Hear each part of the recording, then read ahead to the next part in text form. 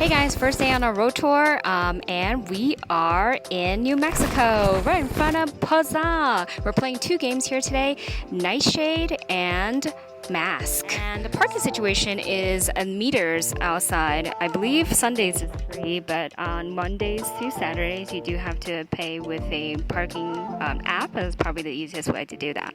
So follow us in, and we'll show you around.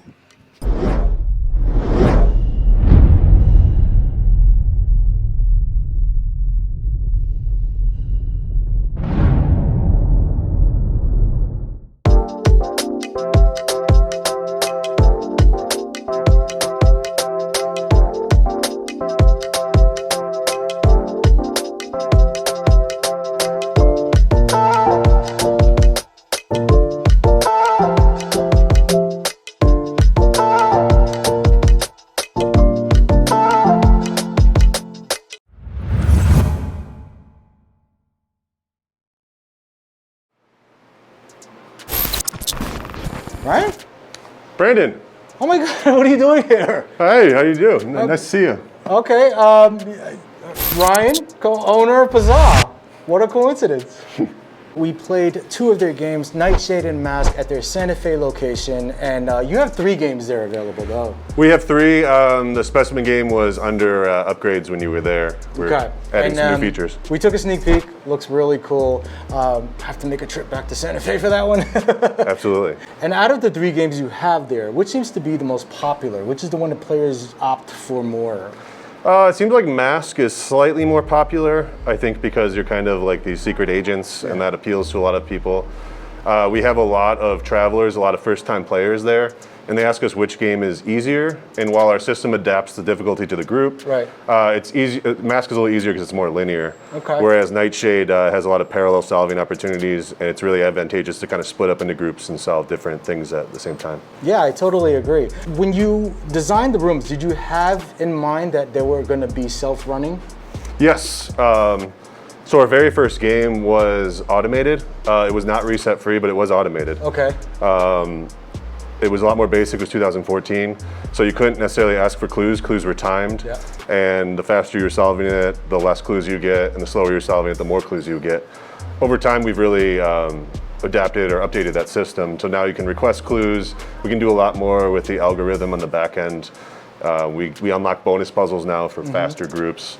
So we have a lot more flexibility, and our games are now reset free as well. Right, yeah, we saw that. And is it true that when when one group is playing and they move on to the next room, that another group can actually... Correct. Wow, They can, another group can go in there, yes. It's that was kind of modeled close to, I guess, near you, 5 wits. You've done 5 wits.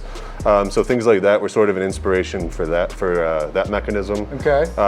There's something like a 3-minute buffer, so when the group 1 goes into room 2, another group comes in 3 minutes later. And if the group is incredibly fast, we just have enough content to feed them that's within the theme of the story, the puzzles that fit the story, to keep them entertained and engaged for at least 30 minutes so that the next group finishes the second half. Yeah, and all your games are like that? All the games in the Santa Fe location are like that. Right. This Kazam is not like that. Okay, but it is... it's automated. Oh, it is automated, yes. And it does adjust based on the speed that the players are moving throughout the game. Oh, and also the difficulty level can be adjusted. Yes, automatically though. We don't hit easy, medium, hard like you would on a video game. Right. It'll just automatically adapt. So if you went in there and did nothing for a certain amount of time, the algorithm recognizes that, and it's going to give you some easier hints to help you along.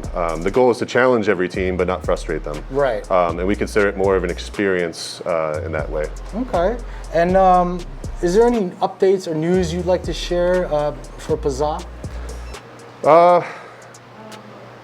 Nothing I can announce today, I would say. Okay. But we have been working on some more outdoor puzzle hunts. When we had our Denver location, because it's in the middle of an urban area, in the middle of a city, we had quite a bit of outdoor puzzle hunts that we would throw for anywhere from kids to corporate groups to puzzle enthusiasts, like similar to Dash.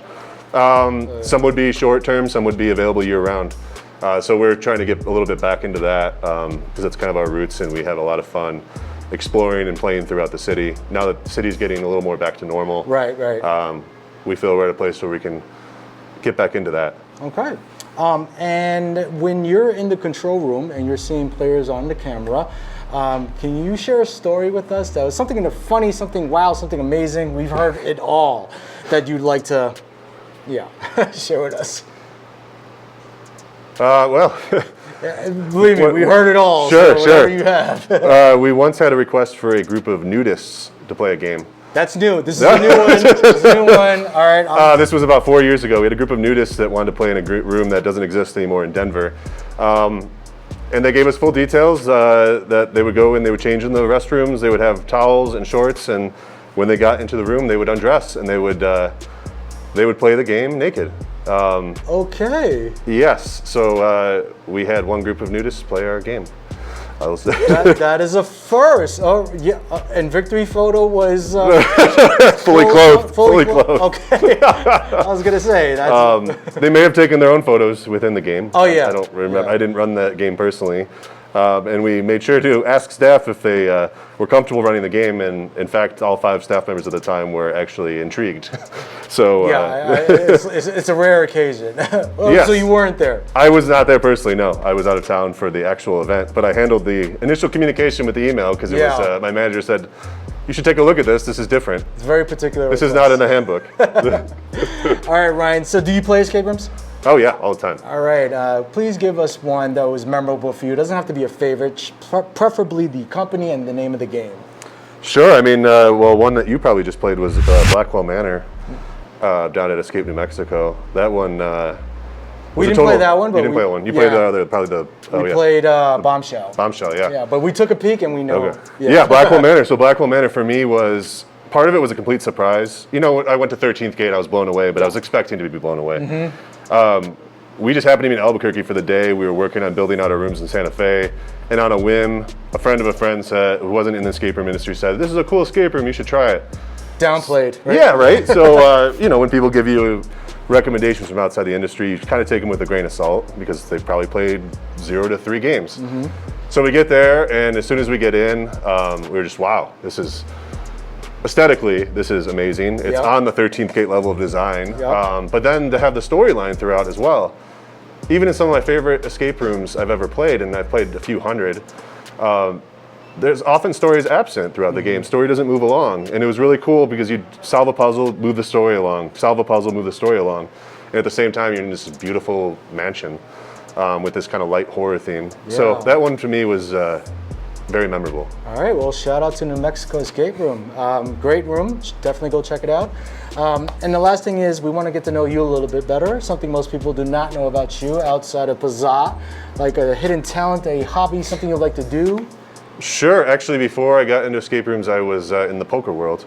So I own a poker instructional website. Oh, wow. Still active today, actually, yeah. And I started that in 2008 and then transitioned in the escape room world in 2014. So, really involved in the poker world. Okay. Can we put the link somewhere here for the poker Absolutely. website? All right, boom. And then, so how long, you said you were doing that, the poker world? Since 2008. Okay. Still doing it? Yes, less active today, but still involved. Where do you normally play? Are you a Vegas player? More online. So the website is a niche website. It's one-on-one poker online. So that's mostly what I played, but I love just playing casual games with friends on a Saturday night over beers. $20 a person. Play for 4 or 5 hours and just have a good time socializing. $20? Okay, that's a good buy-in. It's not. There we go. Nobody's losing anything. Right. Nobody's too upset if they lose. I was gonna say I'm not playing with you now that you told me about your skills. Well, hey Ryan, thank you so much for having us. Thanks for coming out. Where can they find you? Website? www.puzzah.com. Puzzah. And social media links are attached to the website so they can follow you on your social media. Absolutely. Also, check out our website, ESCAPETHEROOMers.com, so you'll know what we thought. And hit that like button below, like and subscribe our YouTube channel because we're giving you sneak peeks inside of all the rooms and what to expect when you get here, parking situation, lobby area. Peace out.